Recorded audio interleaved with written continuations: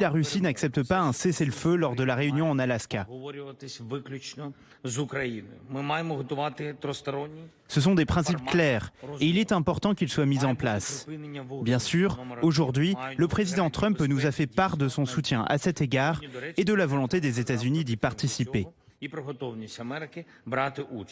Parce qu'il faut bien rappeler sur la forme ce qui s'est passé aujourd'hui. C'est-à-dire qu'on a eu 3 réunions virtuelles auxquelles ont participé donc le président Zelensky que vous venez d'entendre, Donald Trump, on était à la fois en direct de Berlin, en direct de Washington.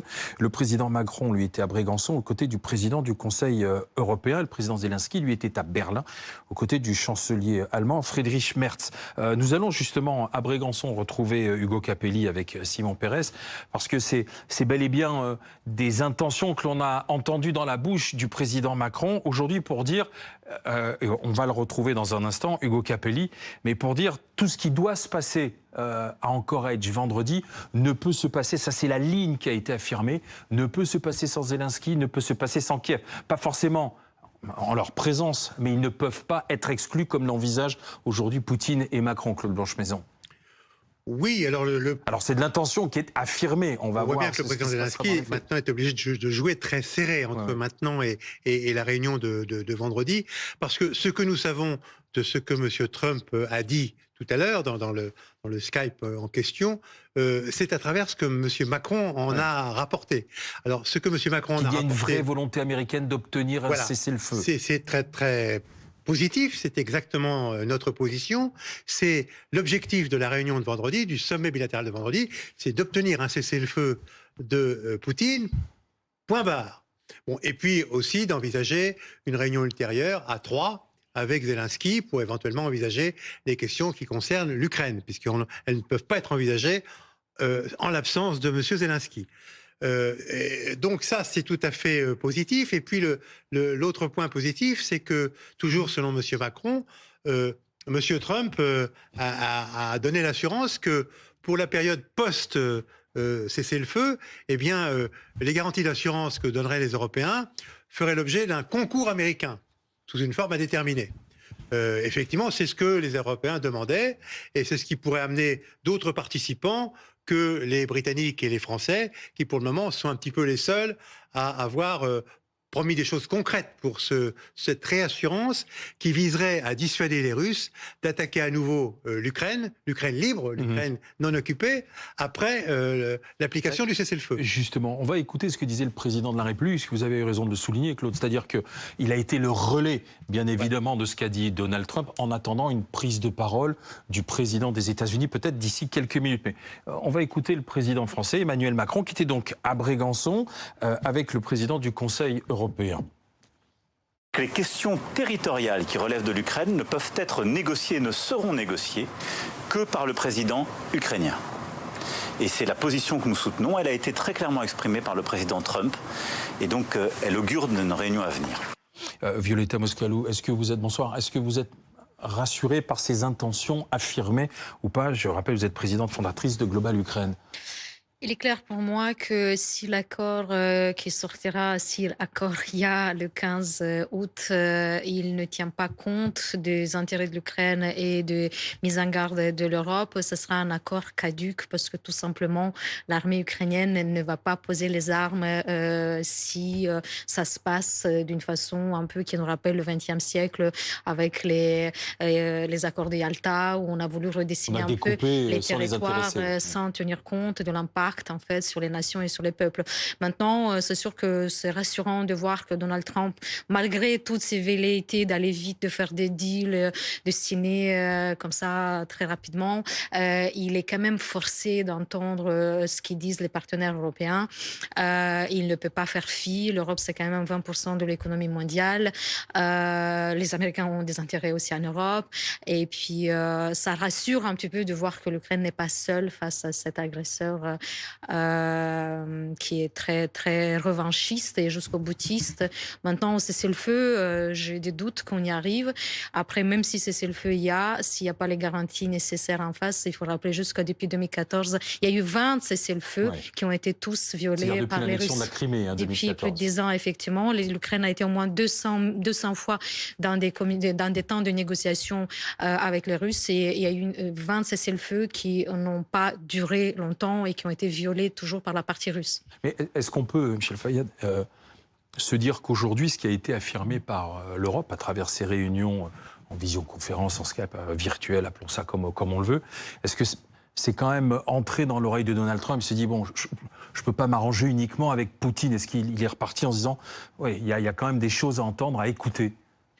Malheureusement, je ne suis pas tellement convaincu de cela, parce que je pense que les Américains et les Russes ont commencé à négocier depuis des jours et des jours, et qu'un texte, une mouture de texte, doit être quasiment prête pour vendredi.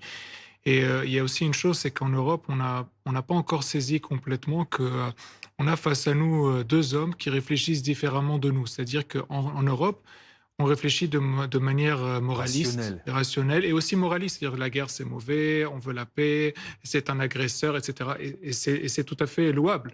Le seul problème, c'est qu'on a en face un Donald Trump qui ne pense que business, que finance, que commerce.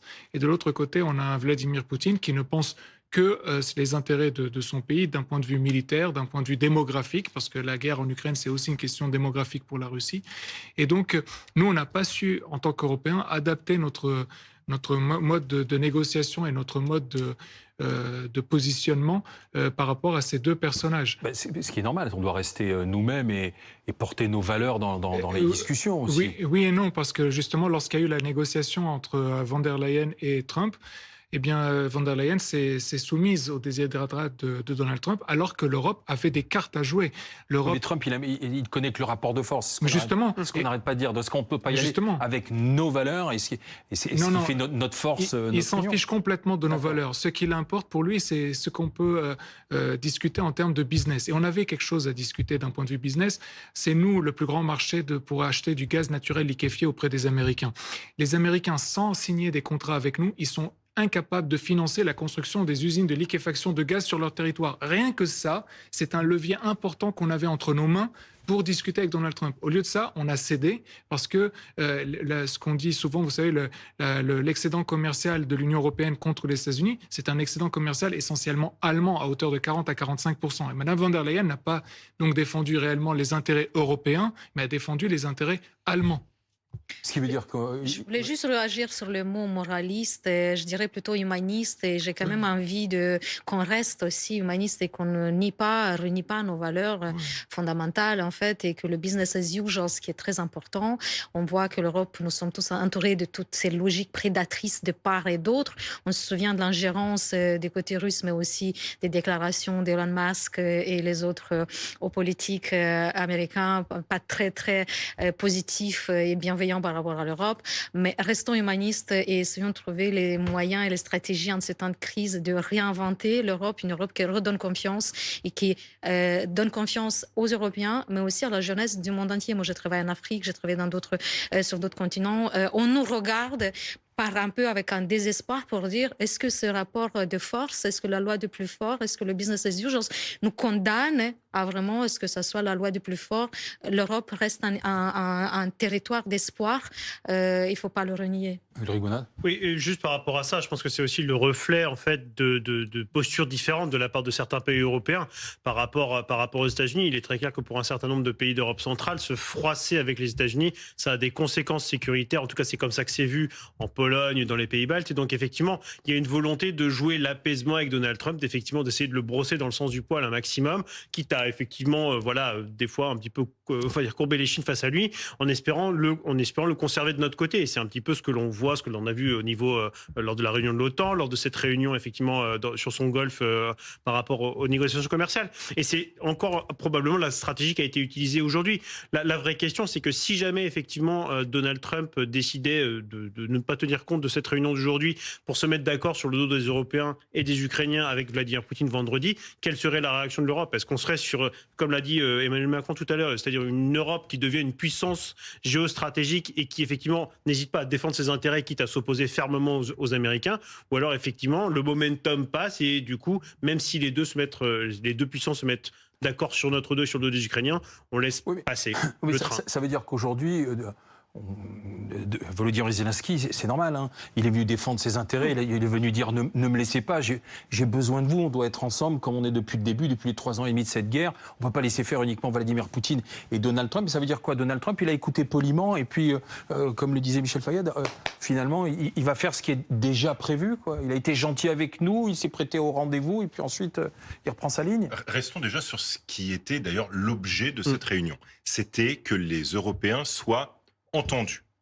Moi, le problème, c'est qu'ils n'ont peut-être pas été entendus, ils ont été peut-être écoutés.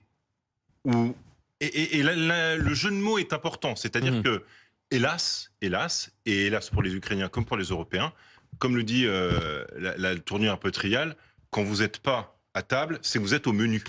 Et là, c'est réellement ce qui est en train de se passer. C'est-à-dire que, quoi qu'on en dise, et j'aurais plutôt tendance à être d'accord avec Michel là-dessus, la manière dont fonctionne Trump, c'est un peu le dernier qui a parlé a raison. Et donc... le dernier qui va parler, ça va être Poutine vendredi. C'est ça le problème. Ouais.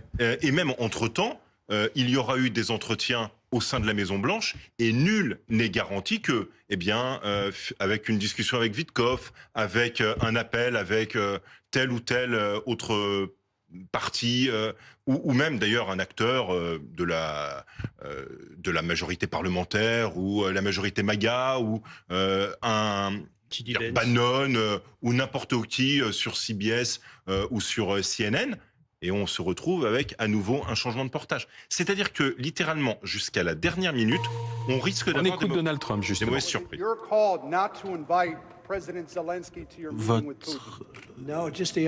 Non, c'est le contraire. Nous avons eu un appel.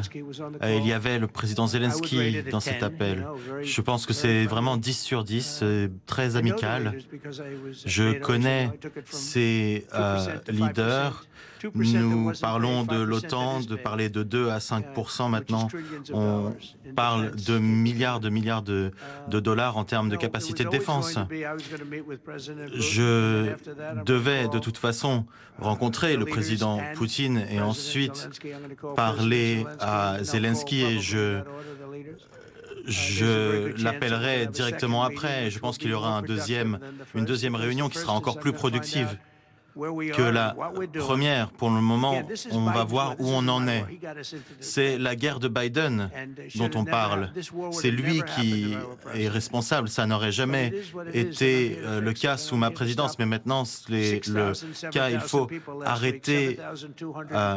Il y a des milliers de personnes qui sont tuées chaque semaine, des missiles qui atteignent les villes, et ça n'aide pas la situation. Ce ne sont pas des soldats américains, mais si on peut sauver des vies ukrainiennes, c'est déjà une bonne chose aussi. J'ai arrêté 5 guerres dans les 6 derniers mois. 5 guerres dans les 6 derniers mois, et nous avons détruit les capacités, oblitéré les capacités nucléaires iraniennes. Et c'était dans la presse, certains ont dit que ce n'était pas une oblitération. Si, c'était une vraie oblitération de leurs capacités nucléaires. Nous allons rencontrer Poutine dans une seconde réunion, si le premier se passe bien. Je pense que ce sera assez rapide avec Poutine et le président Zelensky et moi, s'ils veulent que je sois là. Et ce sera une réunion qui sera une négociation. C'est pas comme ça que ce sera le premier. On va faire des grandes avancées dans le premier, mais ce n'est pas forcément l'objectif de négociation, c'est l'objectif de préparer la deuxième réunion. Bon, et peut-être qu'il n'y aura pas de deuxième réunion après tout, si j'ai l'impression qu'il n'a pas besoin d'avoir une deuxième réunion si ce n'est pas approprié. Merci. La question que je voulais vous poser, c'est sur le centre Kennedy. J'ai été 98% Donc, on a entendu Donald Trump qui est dans une conférence de presse un peu plus large, mais il y a la question bien évidemment sur l'Ukraine, sur ce qu'il s'est dit aujourd'hui avec les leaders européens et Zelensky. On est susceptible d'ailleurs d'y revenir avec lui. Mais ce qu'il dit, c'est voilà, j'ai eu un très bon appel avec les dirigeants européens. Il faut arrêter cette guerre. Mais quand il dit ça, j'ai eu un très bon appel avec les dirigeants européens, il le pense sincèrement ou il donne, là encore, ce que l'on a envie d'entendre, Claude Monchemaison? Ce qui est important dans ce qu'il vient de dire, c'est que pour la première fois, il dit que la réunion de vendredi n'est pas faite pour prendre des décisions. C'est une première réunion. Et qu'il y en aura peut-être une autre. Voilà, il y en aura peut-être une autre.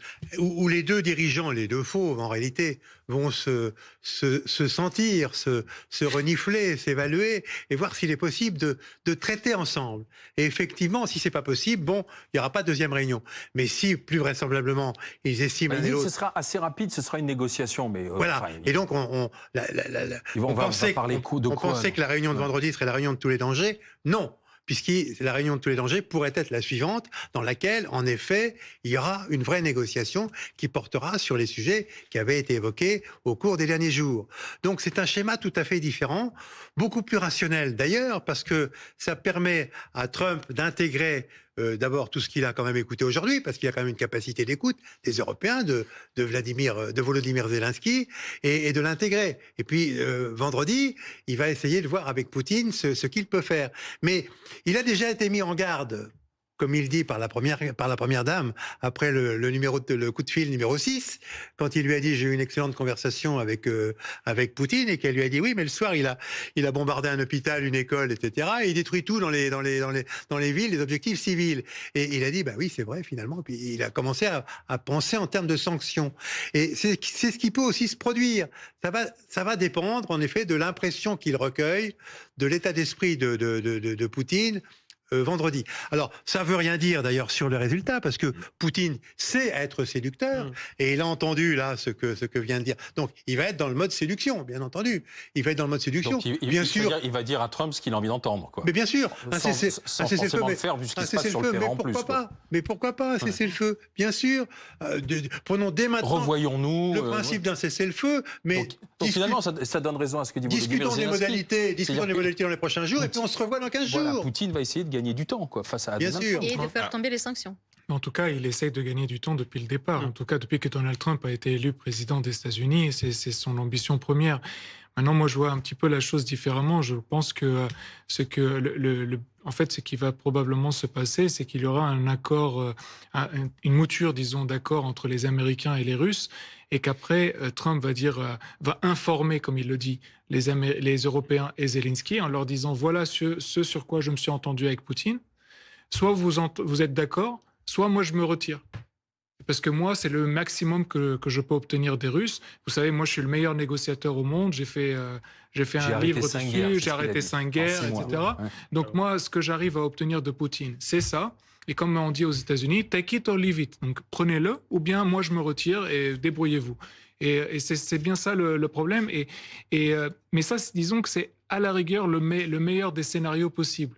Parce que dans le cas d'une séduction totale de la part de la Russie sur Trump, là, ça serait beaucoup plus grave, parce que ça voudrait dire que Poutine pourrait convaincre Trump de dire voilà, moi, je suis vraiment très sérieux, je suis prêt à faire ça, il faut que tu mettes la pression complète et totale sur Zelensky. Et dans ce cas-là, Trump peut très bien dire à Zelensky, soit tu acceptes cet accord, soit moi, l'année prochaine, je bloque l'aide du FMI. Et l'aide du FMI en 2026 est vitale pour l'Ukraine. Sans cela, l'Ukraine risque de s'effondrer économiquement. Je ne parle même pas de la guerre. Je parle de ce que l'Ukraine était en train de négocier avant même le démarrage de la guerre, c'est-à-dire en 2021 et en janvier 2022.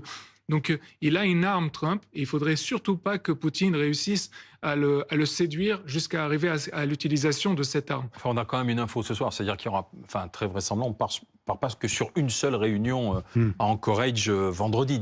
Dans tous les cas, d'après ce que dit Trump. Il dit, à la Trump, si tout se passe bien, on verra, on pourra essayer de se revoir, et cette fois-ci, à trois avec mais tout se passe bien, Zelensky. ça peut être si jamais Zelensky accepte ce qu'on se sera entendu. C'est ça aussi le...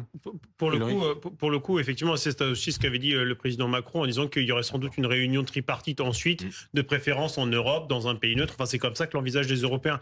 Mais par contre, effectivement, la réunion aujourd'hui entre les Européens et les Américains, c'était justement de faire comprendre à Donald Trump que la seule chose qui était à discuter éventuellement sur le sujet ukrainien, parce qu'il y aura du bilatéral, mais la seule chose qu'il y avait à discuter sur le sujet ukrainien vendredi, du point de vue des Européens et des Ukrainiens, c'était un cessez-le-feu et pas plus. Et donc, effectivement, il est très probable que Vladimir Poutine va essayer, d'une façon ou d'une autre, de poser le cadre, en fait, c'est exactement ce que vous disiez, de poser le cadre éventuel d'une négociation ultérieure en disant, bon, pourquoi pas un cessez-le-feu, mais en revanche, si vous voulez un cessez-le-feu, vu que mon armée, elle avance sur le terrain, il me faudra me donner un certain nombre de concessions avant même d'entrer en négociation avec les Ukrainiens. Et donc, c'est ça le vrai risque, en fait, c'est qu'effectivement, Donald Trump lâche sur certains sujets. Alors, a priori, dans la négociation d'aujourd'hui... Donald Trump, voilà, reparle de l'Europe. Oui, ils vont s'arrêter. Il y aura des conséquences. Il y aura des conséquences très importantes.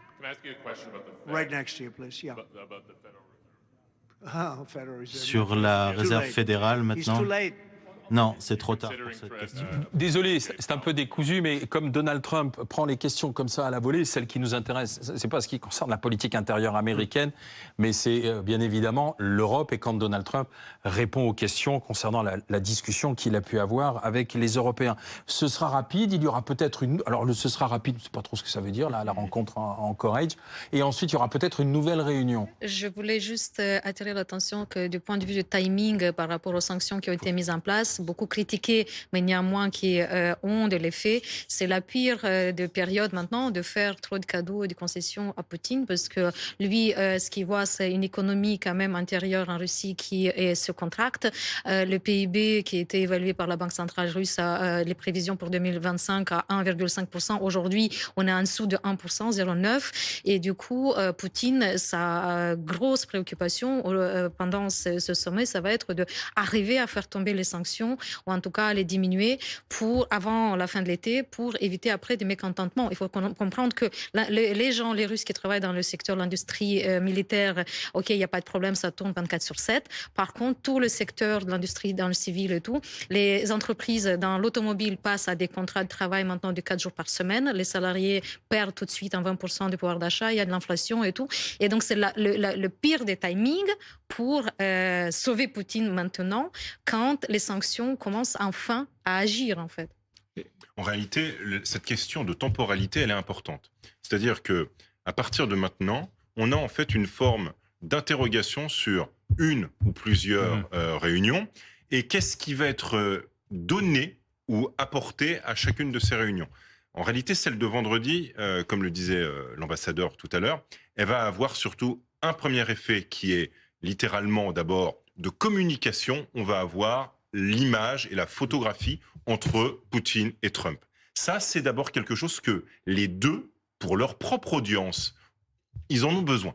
Ils en ont besoin déjà, Trump, pour montrer qu'il a obtenu quelque chose, au moins cette rencontre, et Poutine pour se relégitimer sur sa propre scène en disant, vous voyez bien, je suis capable à nouveau de négocier et de sortir de cette mise à l'écart dans laquelle on m'avait mis. Donc en gros, les deux, finalement, tirent déjà parti de cette rencontre. Deuxième point, le cessez-le-feu.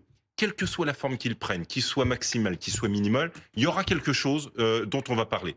Et en réalité, le vrai diable et les vrais détails, finalement, ne vont venir qu'après. Déjà, la deuxième question, c'est quand pour cette deuxième rencontre, et est-ce que ce sera vraiment trilatéral? Parce que rien ne garantit que dans l'espace qu'il y aura entre le moment où Trump va informer les Européens et le moment où il y aurait cette rencontre trilatérale, eh bien, ni Zelensky, ni les Européens, finalement, accepteront, ou alors ce serait, dans le cas le pire, ce serait peut-être même une défaite en race campagne. On va aller aux États-Unis, on va aller à New York retrouver notre correspondante Elisabeth Guedel, parce que de ce que l'on entend maintenant depuis plusieurs minutes, on a un Donald Trump qui se montre assez confiant avant la réunion de vendredi, avant le sommet de vendredi en Alaska, Elisabeth.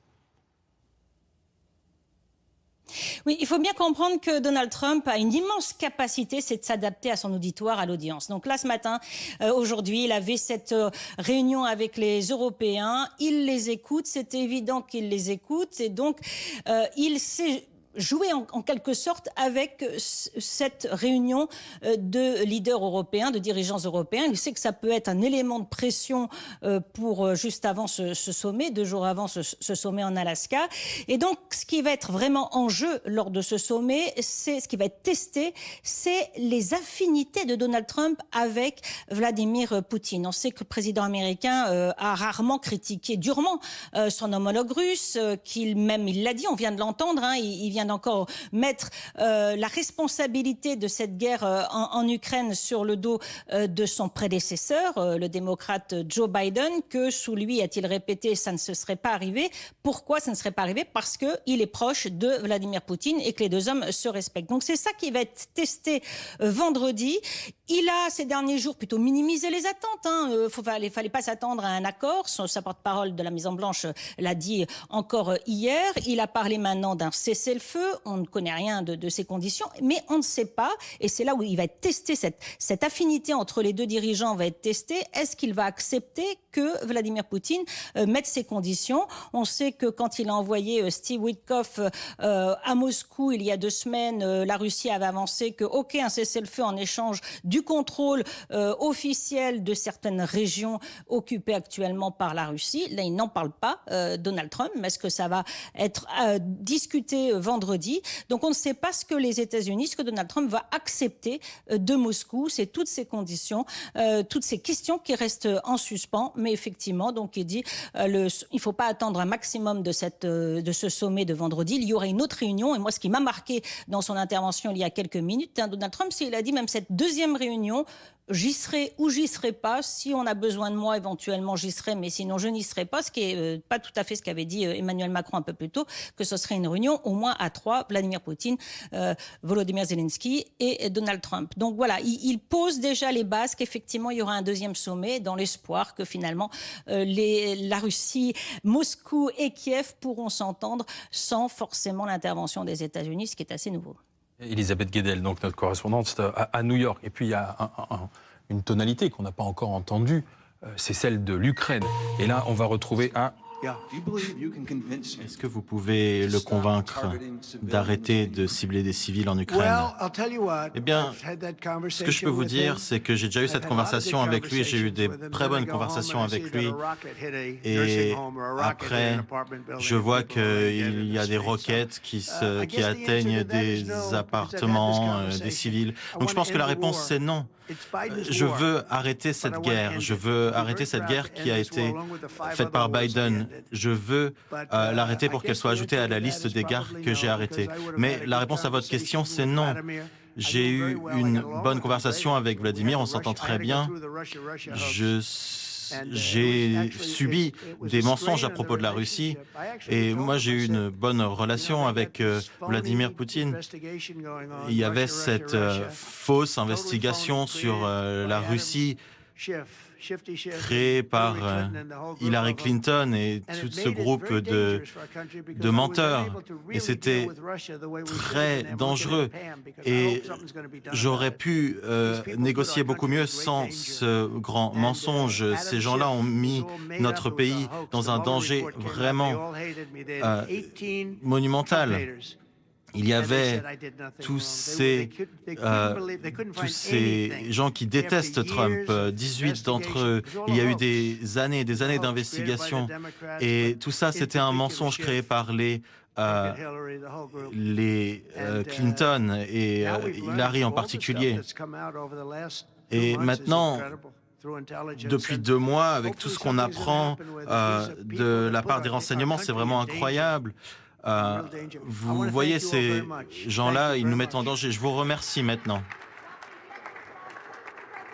Voilà, fin de la prise de parole de Donald Trump qui systématiquement, même à travers cette guerre entre la Russie et l'Ukraine, l'utilise, l'instrumentalise aussi pour régler ses comptes avec les démocrates et ceux qui sont ses ennemis héréditaires, c'est-à-dire ses anciens adversaires, Joe Biden et Hillary Clinton. Enfin, ce qu'il dit quand même, ce que l'on entend ce soir, c'est qu'il dit avoir une bonne relation avec Poutine, qu'il veut pouvoir avoir une autre rencontre ensuite, qu'il y soit ou pas, entre Vladimir Poutine et Volodymyr Zelensky. Et il a ajouté il y a quelques minutes qu'il menaçait la Russie de conséquences très graves si elle ne mettait pas fin à la guerre en Ukraine. On va y revenir, mais je propose quand même qu'on prenne aussi le pouls ukrainien.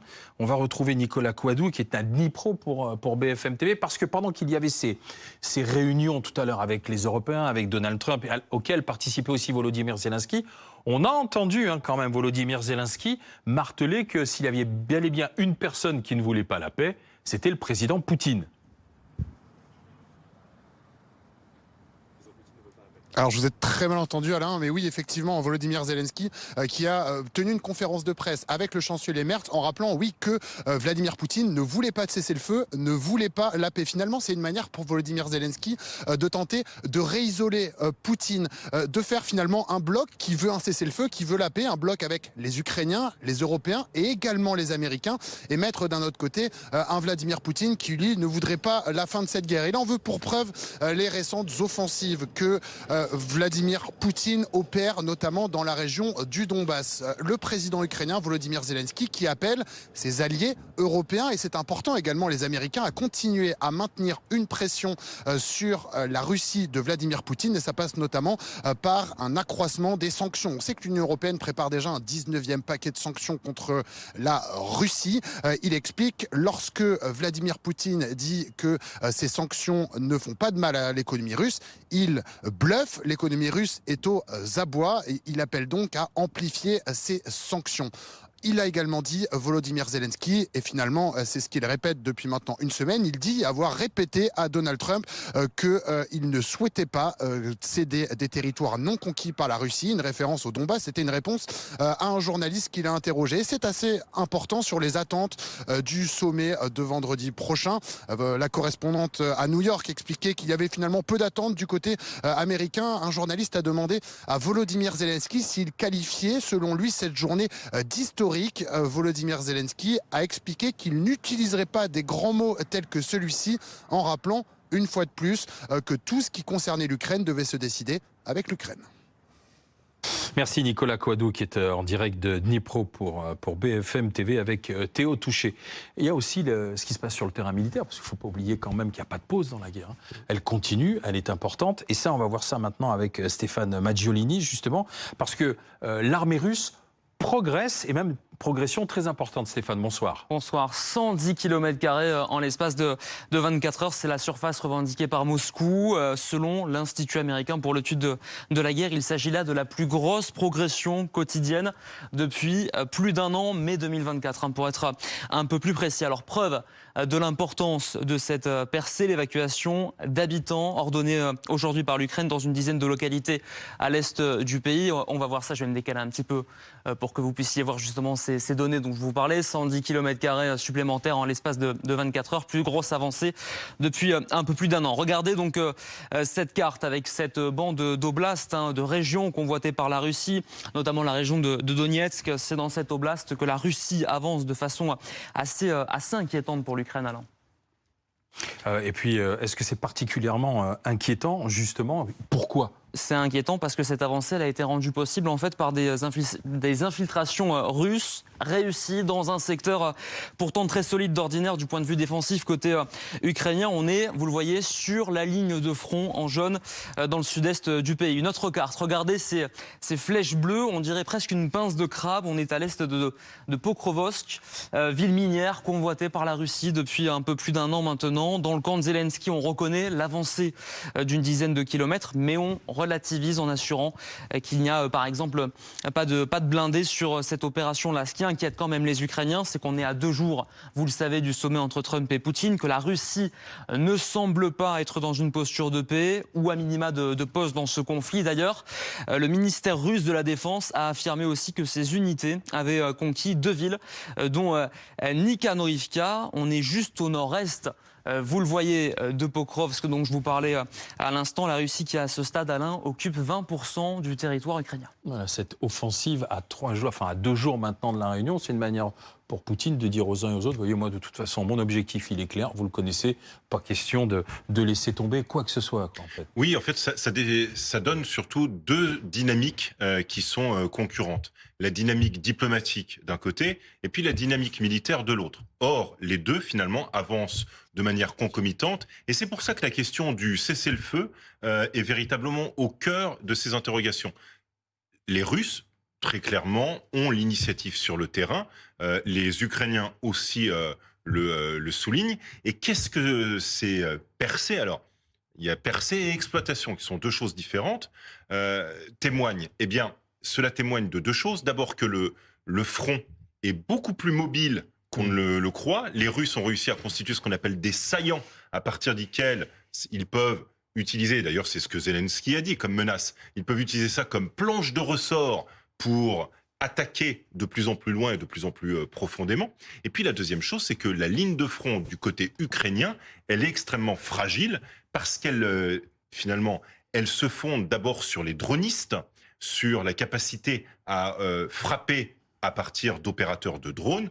Or, pour tenir à un moment une ligne de front, il faut des fantassins, il faut de l'infanterie. Or, on sait bien, c'est ce dont les Ukrainiens manquent, et cela permet aux Russes de s'infiltrer. Alors, peut-être par petits groupes, mais petit groupe par petit groupe, la vraie question, c'est à partir de quand et si les Russes arrivent à engager ce qu'on appelle le 2e échelon. Le 2e échelon, généralement, sont des troupes plus lourdes, avec peut-être des moyens un peu plus lourds, de l'artillerie, peut-être quelques blindés, très peu, non pas parce qu'ils n'en ont plus, mais parce que probablement qu'ils constituent des masses et une réserve opérationnelle à partir de laquelle ils pourraient exploiter le jour où ils estimeront qu'il y aura une vraie percée.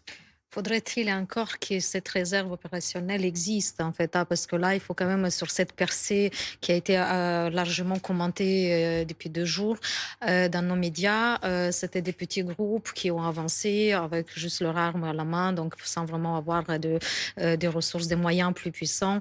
Et c'est vrai que ça a été parfaitement exploité par les médias russes, notamment à la veille de ce sommet. Ça, du point de vue de la communication, en fait, effectivement, ça les arrange énormément. Par contre, j'ai passé du temps à regarder sur les réseaux sociaux ukrainiens pour voir ce qu'ils disent les médias officiels et puis tous ceux qui nous sommes en contact direct avec les gens vraiment sur la ligne de front. Ils ont dit c'est inquiétant, mais c'est pas là maintenant que le front va tomber. Il y a le bataillon Azov notamment qui se mobilise pour effectivement pour contrecarrer en fait à cette offensive, mais à l'heure actuelle, ces forces présentes comme ça de façon éparpillée à un petit nombre ne suffisent pas pour tenir ce territoire en fait. Oui, mais justement, en attendant, même si c'est pas une conquête de Vladimir Poutine, il avance, il progresse. Il grignote.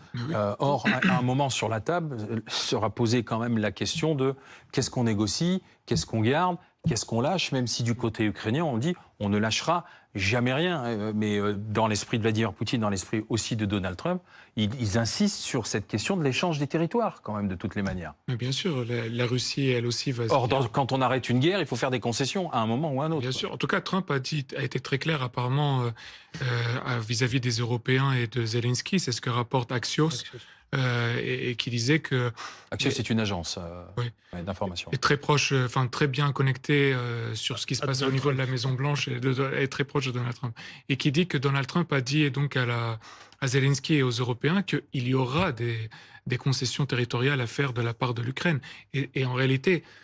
comment dire autrement, puisque la Russie a conquis 20% du territoire et en fait on a le choix, soit on va aller une guerre totale et on va sortir les Russes d'Ukraine, soit on va devoir négocier avec ce qu'ils ont déjà pris. En fait, c'est malheureusement cette réalité sur laquelle on doit faire face. Sur le grignotage qu'il y a sur le terrain, il y a quand même quelque chose d'intéressant à dire, c'est que les Russes commencent très mal leur guerre en général, mais arrivent pas mal à les terminer. Et là, aujourd'hui, les Russes ont changé de tactique militaire. Ils sont en train d'encercler les villes par du grignotage. Et ils sont en train de bombarder ces villes jusqu'à les rendre inhabitables, et tout en les encerclant. Ce qui fait qu'au bout d'un certain temps, les Ukrainiens se disent « on défend quoi ? on se retire, on défend autre chose. Et les Russes avancent. En fait, c'est cette stratégie qui a commencé à se mettre en place depuis le début de l'année et qui est en train de réussir. Bien sûr, c'est pas de grosses avancées, comme vous le rappeliez, c'est des petites avancées. Mais il n'empêche que la stratégie a changé et qu'elle est pour le moment payante.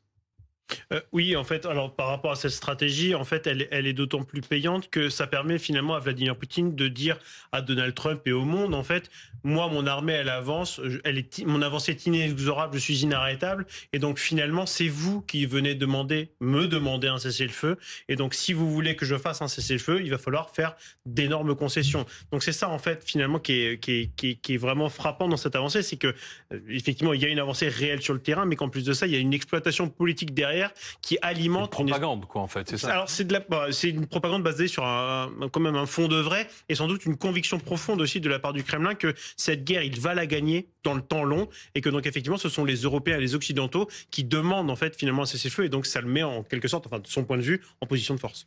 C'est clair que Poutine et ses généraux veulent continuer la guerre parce qu'ils considèrent qu'ils ont un peu le vent en poupe et que dans le fond le temps leur profite. C'est clair aussi de l'autre côté que Zelensky n'est pas prêt à dire « je vais céder des territoires ». Il n'est pas prêt actuellement. Et bien sûr, il sait très bien qu'il ne pourra pas reconquérir tous les territoires qu'il a perdus, mais il n'est pas prêt actuellement à dire « je vais céder des territoires ». Pourquoi ? Parce que l'équilibre des forces n'est pas évident actuellement. Et par conséquent, les frontières des territoires effectivement occupés par la Russie, eh bien, sont incertaines. Et effectivement, il n'y aura pas de cessez-le-feu vendredi prochain, il n'y aura pas de cessez-le-feu 15 jours plus tard, et il n'y aura pas de cessez-le-feu tant que cet équilibre des forces ne sera pas plus ou moins stabilisé, et la guerre va continuer. Alors, regardons la carte, justement, avant d'aller dans un instant au fort de Brégançon, réécouter Donald Trump, et nous serons même à Anchorage, pour avoir le pouls, l'atmosphère avant le sommet. La Crimée, ça c'est ce qu'on disait tout à l'heure, il faut refaire un petit peu d'histoire, et c'est de l'histoire récente. La Crimée, l'annexion, c'est 2014. Et ensuite, Kherson, Zaporijjia, Donetsk, Lugansk, ce sont ce qu'on appelle ces oblasts, enfin ces provinces. Et ça, c'est ce qui est annexé depuis 3 ans et demi. C'est la guerre. Ce qui est occupé. Ouais, pas annexé, occupé. Donc c'est bel et bien sur ces territoires qu'il faudra sûrement à un moment négocier. Volodymyr Zelensky, non, ça c'est à moi, c'est ukrainien, hors de question que je les lâche à Poutine. L'Ukraine ne dit pas. Mais c'est pour cela qu'il attendez. Mais la discussion va quand même devoir porter, qu'il le veuille ou non, là-dessus. L'Ukraine demande depuis des mois un cessez-le-feu en disant après on prend le temps pour négocier. Mais l'Ukraine peut accepter ce principe de réalisme sur le terrain pour dire ces terrains sont occupés et on ne veut pas maintenant conquérir coûte que coûte avec des dizaines de milliers de victimes et des morts, des soldats ukrainiens morts. Par contre, il n'y aura jamais une reconnaissance formelle de cette occupation, en fait. Donc, advienne que pourra, à un moment donné, on a vu combien de décennies plus tard, l'Allemagne de l'Est, l'Allemagne de l'Ouest, il y a eu une réunification. Donc, l'Ukraine reste quand même de ce principe du réalisme et d'humanisme pour dire, faisons un cessez-le-feu et négocions. Sauf que la Russie veut avancer. La Russie, ce qui les intéresse, c'est faire tomber les sanctions et redorer un peu la situation, rebooster, et ils vont repartir parce qu'ils sont dans une logique revanchiste et jusqu'au boutiste. Qu'est-ce qu'ils vont faire? Vous pensez qu'il va commencer à s'occuper de la politique intérieure, d'améliorer le bien-être de la population en Russie?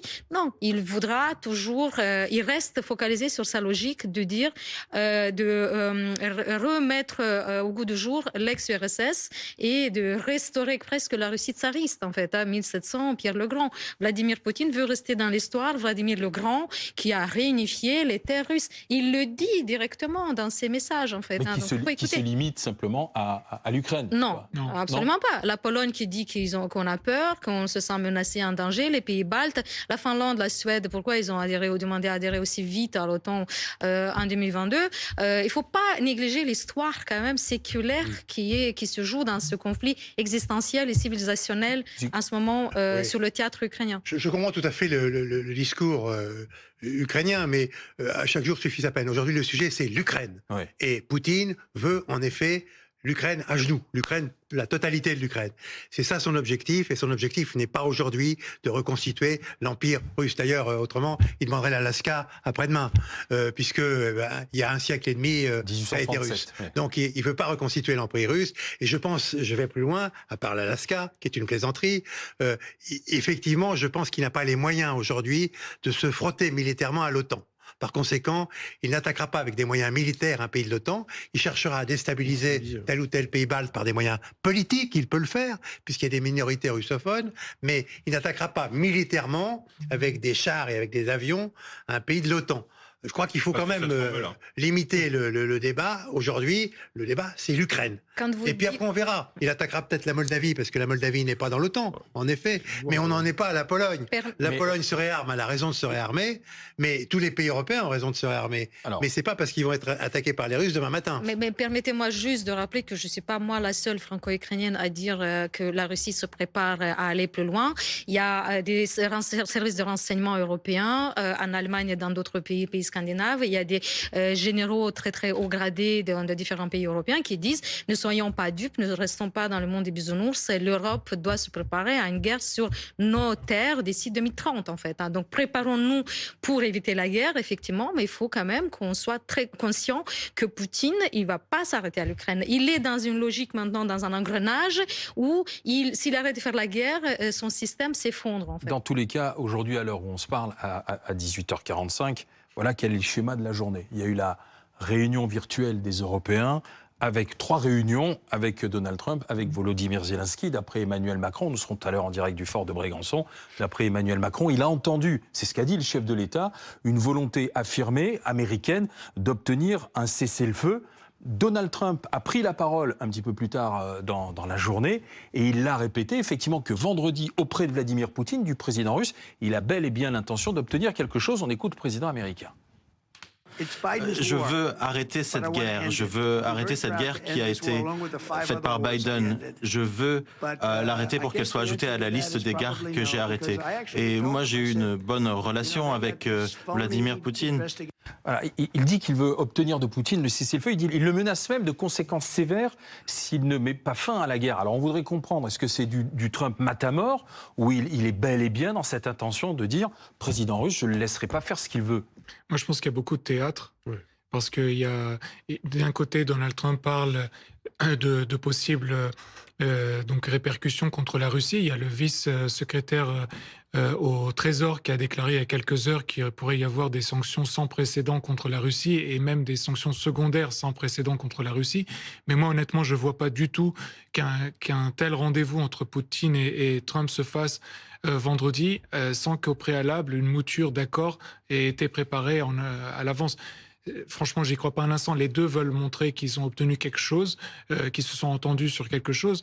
Et si jamais l'Ukraine pose quelques problèmes en termes d'accord entre les deux, eh ben ils vont essayer de se concentrer sur d'autres sujets, comme la coopération dans l'Arctique, dans le pôle Nord, où ils ont beaucoup de choses à raconter, puisque la Russie contrôle 11 fuseaux horaires et Trump veut annexer le Canada et le Groenland. Le pétrole, où les deux sont parmi les 3 plus grands producteurs de pétrole au monde. Le gaz, où ils sont parmi les plus grands producteurs également. Donc, il y a beaucoup de sujets sur lesquels ils peuvent discuter. Mais je voudrais qu'on aille en Alaska, parce qu'on vient de me dire que l'Alaska est connecté Anchorage.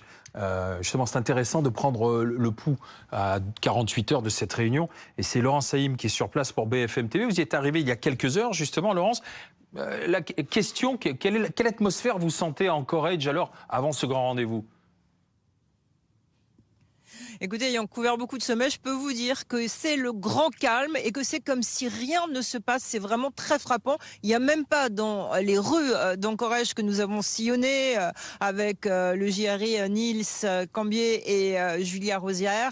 Eh bien, il n'y a absolument pas de sécurité, pas de préparation. On ne voit rien, c'est le calme. Et alors, on est ici sur une des places d'Anchorage et ce qui est très frappant, un peu symbolique, c'est ce panneau. Qu'est-ce qu'il y a à l'horizon avec des montagnes meeting. Et encore une fois, on a vraiment l'impression qu'Anchorage ne se prépare pas du tout à ce sommet historique. C'est ça vraiment qui frappe. L'autre chose qui nous a frappé, c'est de voir, comme toujours, en arrivant à l'aéroport d'Anchorage, eh bien, des hommes de Trump qui sont là pour sillonner, comme Donald Trump aime le faire, l'Amérique profonde pour parler des problèmes intérieurs aux Américains. Et hier, donc, à notre arrivée à l'aéroport, il y avait le ministre des Transports qui venait faire un discours sur la sécurité aérienne en Alaska. On était vraiment très loin de l'Ukraine, du ballet diplomatique qui se joue en ce moment en Europe.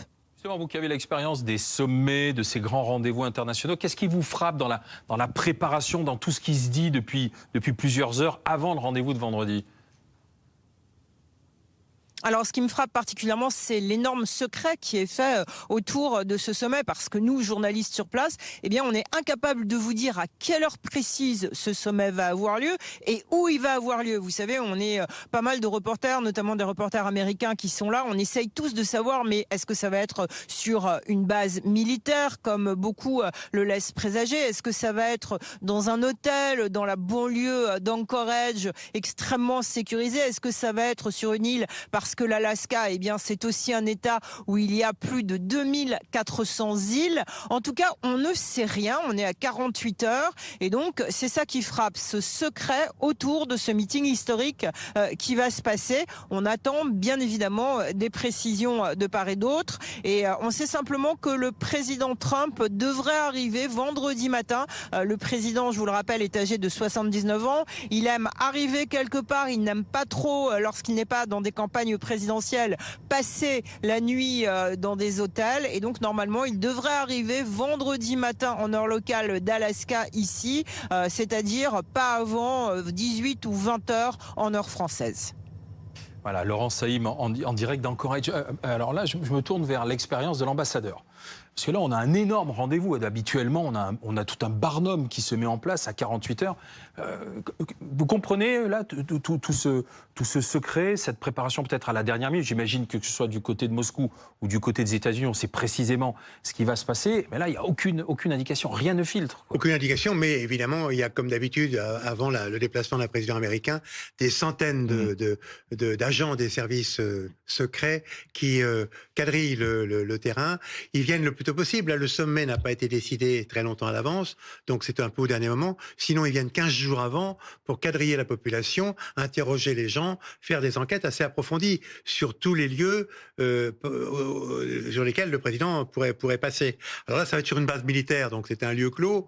Effectivement, c'est plus simple. Donc ça pouvait être fait plus rapidement. Mais il y a certainement des centaines, peut-être même des milliers d'agents des services américains qui ont débarqué sur la... Même chose pour le russe. Ouais, c'est ce que j'allais vous dire. Alors, côté russe, comment on prépare? Eh ben, c'est pareil, massivement. D'ailleurs, ils ont des bons contacts parce qu'ils ont des contacts techniques entre eux pour pas se marcher sur les pieds, naturellement, et pour faire des choses qui sont cohérentes entre eux. Ils ont le même intérêt. C'est que ça se passe bien pour leur chef, dans les deux cas. Donc, les services, en effet, préparent. Alors, d'habitude, il y a des missions préparatoires plus larges, mais là, ils n'ont probablement pas eu le temps. Peut-être ils ont eu le temps, on ne sait pas. Les missions préparatoires, c'est... un chef de cabinet du président, un aide de camp du président qui règle les questions de sécurité et les questions militaires. Et puis les deux ont le problème du bouton nucléaire. Il y a aussi un militaire, un colonel en général, qui se promène avec une valise qui parce que le bouton nucléaire, la dissuasion, elle peut pas attendre le retour du président à Moscou ou à Washington. Par conséquent, évidemment, tout ça nécessite beaucoup de monde. Mais plus les médecins, plus une antenne médicale. Ça va durer combien de temps? Parce que quand Donald Trump disait il y a quelques minutes, on l'a vécu, on dirait que ce sera rapide, ça veut dire quoi, cette rencontre? On négocie le temps de la rencontre Ah bah ça, c'est limite diplomate qui font ça. Entre diplomates. Les chefs de cabinet, bien sûr. Oui. Ah oui, bien sûr. C'est Outchakov qui est probablement chargé de ça, le conseiller diplomatique. Ça va être quoi, 2 heures, 3 heures Oui, c'est quand même une demi-journée. Trump a annoncé qu'il resterait pas plus de 30 heures en tout sur le terrain. Au total. Donc, oui, c'est beaucoup, ça. C'est beaucoup. Oui. C'est beaucoup. Avec ARPA, probablement. J'ai l'impression que ce sera en réalité un sommet relativement court. Ouais. N'oublions jamais que Trump a une capacité d'investissement et d'écoute probablement assez limitée quand ça ne l'intéresse pas suffisamment. Et donc, imaginons un tête-à-tête qui dure moins d'une heure, enfin plus d'une heure, ça me paraît quand même difficile. On aura peut-être aussi une question, y aura-t-il ou pas une conférence de presse commune ? Y aura-t-il la possibilité d'avoir... Parce que c'est aussi quelque chose que Trump, sur lequel il insiste beaucoup, il faut que ce soit médiatisé. Il faut qu'il y ait une forme de visibilité. Et donc, est-ce que la presse sera invitée et ce sera, à mon avis, quelque chose d'assez intéressant, parce que Poutine accepte, mais dans certains cas qui sont très différents. Donc, en fait, comment est-ce qu'on arrive à coordonner deux visions des relations avec les médias qui sont assez différentes, mais dont les deux, finalement, ont aussi besoin. Donc, on peut très bien avoir une forme de tête-à-tête qui soit ensuite suivie d'une forme de question-débat, à mon avis, très, très encadrée, parce que c'est là aussi où ça va se jouer. Tout le monde ne sera pas invité à poser des questions. Bien sûr. Oui, non, mais effectivement, enfin, je pense qu'il y aura forcément de la presse parce les deux veulent cette photo, cette image où ils se serrent la main. Il y aura la photo, il y aura la poignée de main. On se souvient comme celle qu'il y avait eu avec le dirigeant nord-coréen qui était spectaculaire. Exactement. À Et je pense qu'on est un petit peu sur la même thématique, c'est-à-dire que sur le fond, il y aura peut-être pas grand-chose de décidé, mais en revanche sur la forme, ça va être spectaculaire. Il va aussi bien pour l'un que pour l'autre, pour leurs audiences, il faut ramener cette image-là. Après, effectivement, je suis pas sûr que Vladimir Poutine prenne des questions de journalistes occidentaux, mais par contre, effectivement, il y aura sans doute une déclaration commune qui sera faite à la fin, qui est déjà effectivement sans doute en cours de rédaction, et il y aura peut-être effectivement une prise de parole publique de Donald Trump derrière. Il y a quelques minutes, Donald Trump a dit il y aura une réunion, il y en aura peut-être une deuxième, on verra si Volodymyr Zelensky prend part, et puis je veux arrêter cette guerre, ça du côté du Kremlin on l'entend, je veux arrêter cette guerre. Si jamais Vladimir Poutine ne me donne pas satisfaction, il aura des conséquences, je regarde, très graves s'il ne met pas fin à la guerre en Ukraine. Donc ça remonte jusqu'à Moscou, on en tient compte, on n'en tient pas compte, on se dit bon de toute façon c'est du Trump habituel, on sait déjà ce qui va se passer à Anchorage vendredi. Donc c'est ça qu'on voudrait comprendre de ce qui se joue aujourd'hui à travers les déclarations que nous on entend. Moi je pense qu'il y a ce qu'on entend nous et il y a le langage qui se fait en coulisses entre les deux, et je pense que cela en fait a déjà commencé depuis plusieurs jours. Et après je vais dire quelque chose qui est de la pure spéculation, mais il me semble que ce qu'on va voir vendredi, ça sera assez similaire à ce qui s'est passé entre von der Leyen et Donald Trump, c'est-à-dire ils vont se rencontrer, ils vont se dire, au début, avant la réunion, devant les journalistes, il y en a, ça va être très compliqué, on ne sait pas comment ça va finir, et comme il le dit déjà maintenant ce soir, et puis une heure après, moi aussi je pense que ça ne va pas durer très longtemps, on s'est entendu, et voici le texte, parce qu'ils auront préparé bien à l'avance, et voilà. Et je spécule, hein, je sais pas. Bien sûr. Peut-être juste pour préciser quand même sur ces menaces de sanctions massives sur la Russie, etc. Je rappelle qu'il y a une dizaine de jours, on avait exactement le même discours de la part des États-Unis en disant vous allez voir ce que vous allez voir à la fin de l'ultimatum, les sanctions secondaires ça va tomber dans tous les sens, on va sanctionner le pétrole russe, etc. Au final, il s'est rien passé. Enfin, il y a eu les Indiens, mais les Indiens c'est un cas à part puisque c'est une question de négociation commerciale avec les États-Unis. Donc oui, il y a une volonté de tenter de mettre la pression médiatiquement sur Vladimir Poutine. Je pense que ça l'impressionne absolument pas. Et donc je pense que quand bien même la réunion de vendredi ne déboucherait pas sur une percée diplomatique extraordinaire, il n'y aura pas de sanctions américaines derrière. Sur la photo, à l'issue de la rencontre, je voudrais quand même souligner que ce sera quand même un peu la photo de la honte. Il ne faut pas oublier que Donald Trump va serrer la main d'un criminel de guerre. Il y a un mandat d'arrêt de la Cour pénale internationale.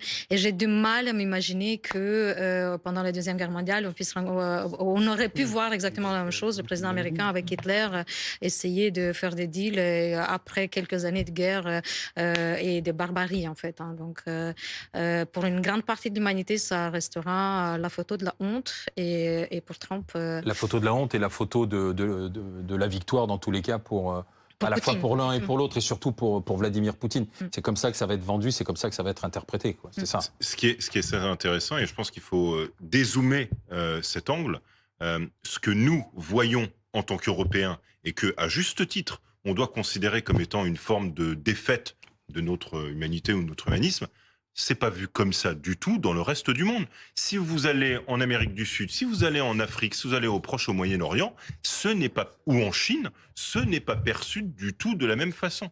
C'est-à-dire que le regard occidentalo-centré, disons-le comme ça, que nous portons sur cette relation entre les États-Unis et la Russie, eh ben, très clairement, une grande partie du monde n'achète pas ce discours. Moi, ce qui m'intéresse, c'est de voir aussi ce qui se dira un peu plus tard aussi, au mois de septembre, quand on aura l'Assemblée générale des Nations Unies. Parce que ce sera aussi, à la face du monde cette fois, des 193 pays qui seront réunis. Eh ben, si Trump et Poutine y allaient, bien, ça c'est pas sûr, parce que ni l'un ni l'autre ne considèrent cette assemblée comme étant quelque chose digne d'eux, mais faisons un peu de politique fiction s'ils y allaient.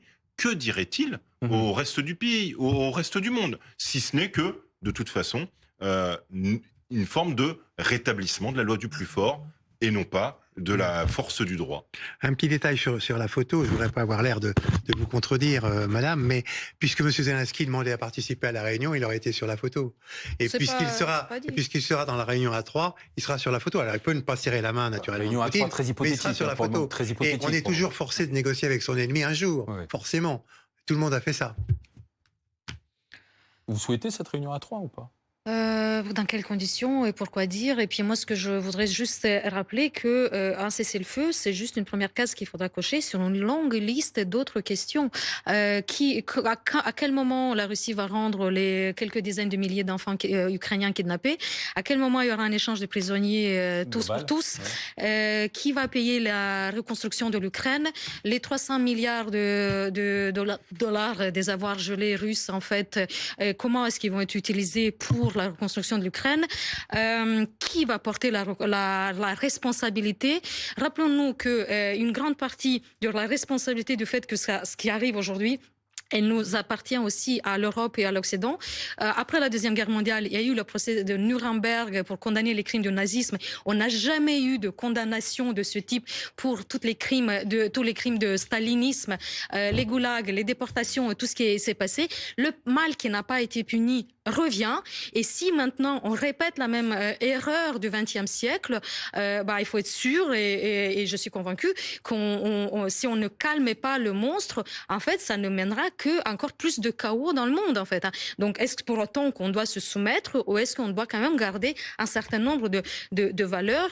Et il y a un tribunal aussi d'agression qui a été créé à Strasbourg, au Conseil de l'Europe, pour pouvoir combler certaines lacunes, notamment de la Cour pénale internationale, pour notamment amener un jour en justice tous ceux qui ont initié cette agression ignoble, en fait. Alors, si vous nous rejoignez maintenant, c'est une édition spéciale consacrée à la guerre en Ukraine et aux dernières déclarations des uns et des autres. Dernières en date sont celles de Donald Trump.